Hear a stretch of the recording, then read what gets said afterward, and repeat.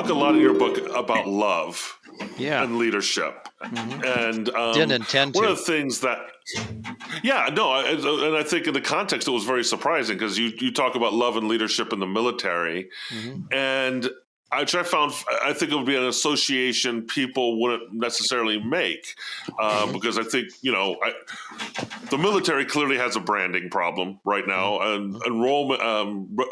Trying to recruitment is at an all-time low. I was reading recently because of that branding problem. People are not going into the military because they're afraid of death. They're afraid. They think it's going to be an abusive environment. They might have all these preconceptions about what that means, and they don't want to pause their lives. Right. That was the other finding in the research. They don't. They feel like serving in the military is kind of pausing their lives, and then they don't want to do that. Yeah. So, but at the same time, the military historically has been this incubator for leadership in our society. A lot of people who come out of the military become leaders within business or industry or government. Right. So how could the military leverage this concept of love that you talked about with their leaders to rebrand themselves and talk? It's a big question, but what are your thoughts on that? Yeah, I have no idea about how they rebrand themselves. Solve the world's problems, Dan. Yeah, that's not up on my highest scale. But I mentioned in my book I had two conversations. One was with a full colonel, he was within weeks of retirement, and I asked him the same thing I asked everybody, which was if there were one or two words you would use to describe your approach to leadership, what would they be? And he immediately said, "Well, we practice servant leadership." And then he thought for a minute, and he said, "The other word would be love." And in my brain, I literally dismissed it. I thought, well, that's one perspective. He had also served mostly in the chaplaincy. So when I'm driving back to my office, I'm trying to think, what do I do with love? How does love fit within this idea of a system? And eventually I just dismissed it. Well, yeah, okay, he's a chaplain. That's what you'd expect. So a year after that, I'm interviewing General Barry Mccaffrey, who has been at all, done all. I mean, he holds 3 Purple Hearts for wounds and from Vietnam. He's served at the highest echelons of military power. He's held a cabinet position in the Clinton administration. There's nothing about leadership he does not know about or has a strong opinion about. And I asked him the exact same thing, and he said, we practice servant leadership. And then he paused and exactly the same cadence said, the other word I would use is love. And when you talk to men and women who have served in the military, they talk about a band of brothers. They talk about, sometimes they use the word love, sometimes not. But can you define love in any better way?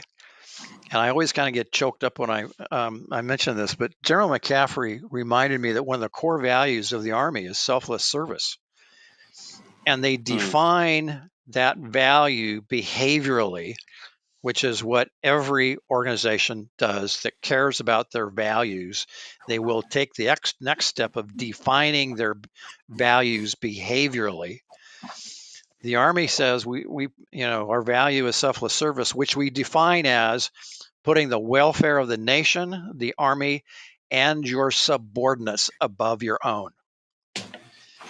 Is there a better definition of love than that? Putting the welfare of your subordinates above your own. And I asked the general, I said, well, how does the Army actually put that into practice? And he said, I'll give you three ways. And I'll give you guys 2 of them. He said the first one is when, in mealtime, in the cafeteria, the highest ranking officer gets their meals last. They eat last because they're putting the welfare of their subordinates above their own welfare. And he said when a helicopter is taking off on a mission, the highest ranking officer is the last one to board that helicopter. And when the helicopter lands, whether it be in another base someplace or on a hot landing zone with bullets flying, the highest ranking officer is the first one to get off that helicopter. It has nothing to do with etiquette. And yeah, I've been told there's some logistical reasons for that. But as he explained it to me, the highest ranking officer puts themselves into the battle first and brings themselves out of the battle last, because they put the welfare of their men and now women above their own welfare. You can't describe love any better than that. And so if the Army had a way of rebranding itself, I'd probably suggest they look at what kind of relationships are you going to build in your military career. Yeah. I have never met, I'd probably say an officer who's served time in a career environment that did not turn around and say, maybe after even 10 or 15 or 20 years, the Marines made me who I am today. The Army or the Navy or the Air Force made me the man or the woman I am today.